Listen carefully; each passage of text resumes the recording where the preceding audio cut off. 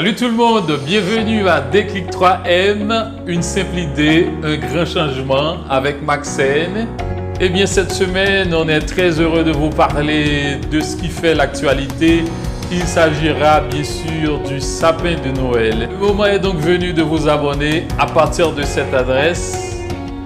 À la rubrique opinion pour cette semaine, la question c'est celle-ci: pourquoi les enfants croient encore au Père Noël? À vous d'en juger. Allez, Déclic, c'est parti. L'usage de branchages toujours verts pour décorer les maisons lors des célébrations hivernales remonte à des temps très anciens. Le premier arbre de Noël, tel que nous le connaissons, mais sans lumière encore, serait apparu en Alsace en 1521.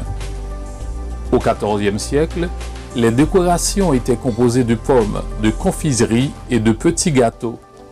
À cette même époque, l'étoile au sommet de l'arbre, symbole de l'étoile de Bethléem, commença à se répandre. Ce sont les protestants, en 1560, qui développèrent la tradition du sapin de Noël pour se démarquer des catholiques. Au XVIIe siècle et au XVIIIe siècle apparaissent les premiers sapins illuminés. On utilisait des coquilles de noix remplies d'huile à la surface desquelles des mèches flottaient ou des chandelles souples nouées autour des branches. C'est surtout en Allemagne et en Alsace que la tradition s'est développée. La guerre de 1870, avec l'exil des Alsaciens, a permis la diffusion du sapin de Noël un peu partout en France, dans les milieux aisés. Celui-ci s'est réellement démocratisé dans les années 1920, avant de connaître, après la Seconde Guerre mondiale, le succès qu'on lui connaît. Voyez-vous, désormais, vous ne regarderez plus vos sapins de Noël de la même manière.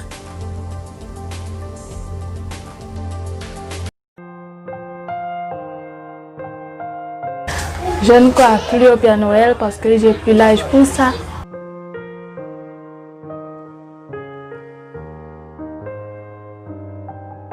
Parce que c'est un mythe. On fait croire que c'est les parents que c'est le Père Noël qui met le cadeau au-dessus du sapin ou au-dessus de notre oreille. Et vous c'était les parents qui mettaient ça.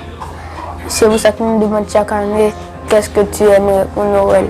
Je ne crois pas au Père Noël, je crois au cadeau. Je crois au Père Noël parce que...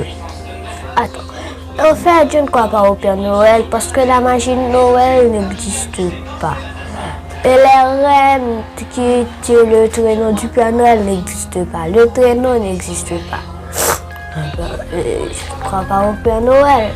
Et aussi là quand le Père Noël fait de la magie, des yétis, des lutins, les oreilles des lutins, ça n'existe pas, donc je ne crois pas au Père Noël.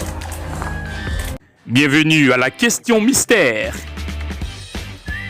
Pourquoi le Père Noël est-il rouge?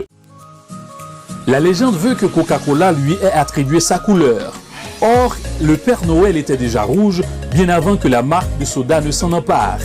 Au Moyen-Âge, Saint Nicolas, protecteur des enfants, des veuves et des gens faibles, était en effet déjà représenté vêtu d'une cape carmin et arborant une longue barbe blanche. Une couleur qui a subsisté lorsque les colons hollandais ont emporté avec eux sa légende aux États-Unis, dans le courant du 19e siècle. Alors qu'il devenait Santa Claus, les illustrateurs américains le représentaient ainsi habillé de rouge et blanc. Mais à partir des années 1930, le Père Noël rouge s'est vraiment imposé à travers le monde, avec la campagne de Coca-Cola reprenant la figure de Santa Claus.